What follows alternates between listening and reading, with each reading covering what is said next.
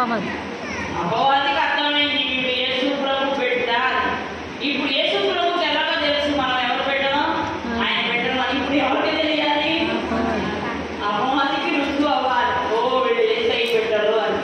అపవాదికి రుజువు అవ్వాలంటే ఏం చేయాలి? నువ్వు నేను అన్ని విషయాల్లో నిలబడే ఉండాలి. ఎక్కడ నిలబడాలి? ఎక్కడ నిలబడటం కాదు, ఈ శరీరంతో నిలబడటం కాదు, ఆత్మలో నువ్వు ధైర్యంగా నిలబడాలి. ఎక్కడ? ఆత్మలో ధైర్యంగా.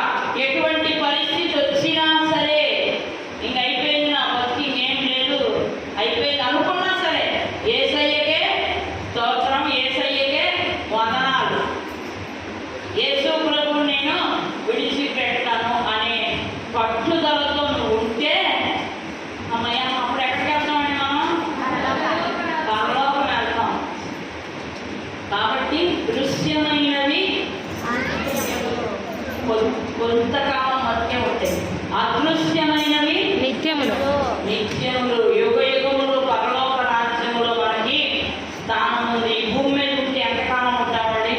60 సంవత్సరాలు, 70 సంవత్సరాలు, అధిక బలం ఉంటే 80 సంవత్సరాలు. కానీ పరలోక రాజ్యంలో యుగ యుగములు యేసు క్రీస్తు ప్రభు వారి దగ్గర పెండి విందులో పరలోక రాజ్యంలో మనకి స్థానం దొరుకుతుంది. ఎప్పుడు?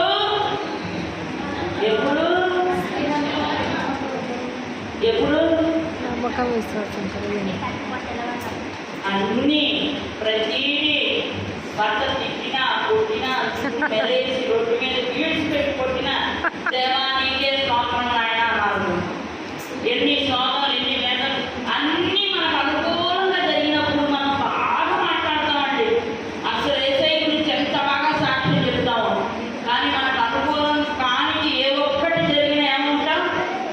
యేసయ్య ఉంటే నాకు ఎంత వస్తాయి కాళ్ళ నొప్పులు, ఏం నొప్పులు?